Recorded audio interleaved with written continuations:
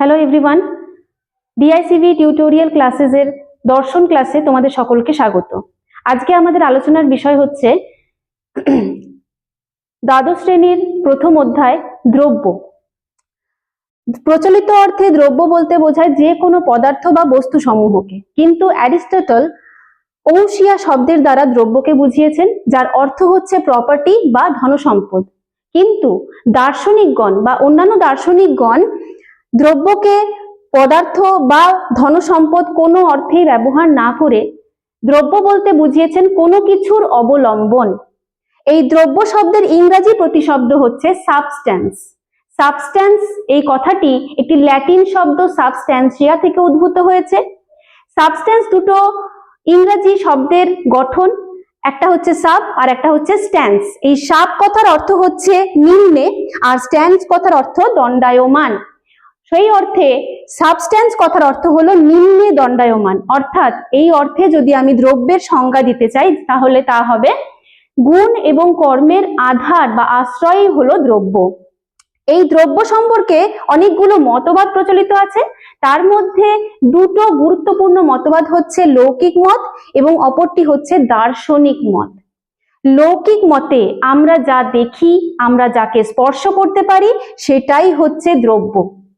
দ্রব্যের লৌকিক মত অনুযায়ী কতগুলি বৈশিষ্ট্য এখানে আমরা আলোচনা করব। প্রথমেই হচ্ছে গুণের আধার।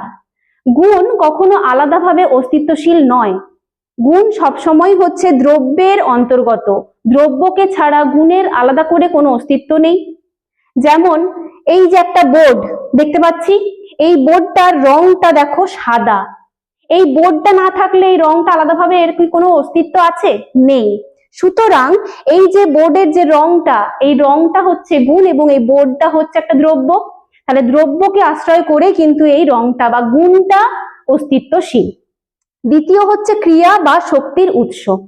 দ্রব্য হচ্ছে এই শক্তির উৎস। কিরকম ভাবে একটু একটা উদাহরণের মাধ্যমে আমরা বুঝতে পারবো। কোনো একটা বল আমি ছুঁড়ে মারলাম, পাশে একটা বল এমনি রাখা ছিল, সেই ছুঁড়ে মারা যে বলটা, সেই গতিশীল যে বলটা যখন দ্বিতীয় বলটাকে টাচ করবে দেখবে দ্বিতীয় বলটাও কিন্তু গতিশীল অবস্থায় চলে আসছে। তাহলে এই যে দ্রব্য কি করলো? ওই বলটিকে আবার গতিশীল করলো, মানে এই যে গতিশীল যে দ্রব্য বা গতিশীল যে বলটি ছিল দ্বিতীয় বলটিকে গতিশীল করতে সক্ষম হলো।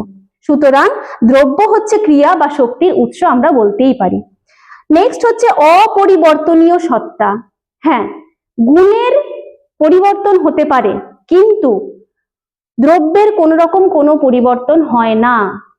যেমন একটা বাচ্চা, সেটা বড় হচ্ছে, যুবক হচ্ছে, তারপরে পরিণত বয়স্কতে যাচ্ছে, তারপরে সে বৃদ্ধ হচ্ছে, তার শরীরে নানা রকম পরিবর্তন ঘটছে।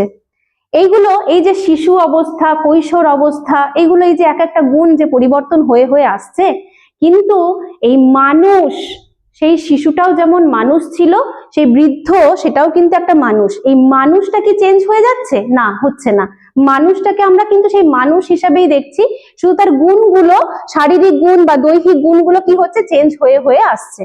সুতরাং আমরা বলতে পারি দ্রব্য কিন্তু অবশ্যই অপরিবর্তনীয় সত্তা। এরপর চলে আসছে ঐক্য বিধায়ক সংগঠন। একদম অনেকগুলো গুণ মিশিয়ে একটা দ্রব্য তৈরি হচ্ছে। যেমন চিনি, আমরা চিনি বলতেই আমাদের মাথায় আসছে মিষ্টত্ব, চিনি বলতেই আমাদের মাথায় আসছে শ্বেতত্ব, সাদা রঙের হয়। এই যে এতগুলো গুণের সমাহার, তবে গিয়ে আমি একটা দ্রব্যকে খুঁজে পাচ্ছি। তবে তাহলে কি হলো? দ্রব্যের আমরা বৈশিষ্ট্য হিসেবে দেখছি ঐক্য বিধায়ক সংগঠন। আজকে দ্রব্যের ধারণার আমি এইটুকু আলোচনা করলাম।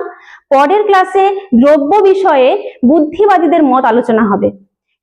আজকের এই ক্লাসটা আমার এই পর্যন্তই থাকলো। এই ক্লাসটা তোমাদের ভালো লেগে থাকলে লাইক আর শেয়ার করে দিও এবং পরবর্তী ক্লাসগুলো সবার আগে পেতে সাবস্ক্রাইব করে পাশে থেকো। Thank you.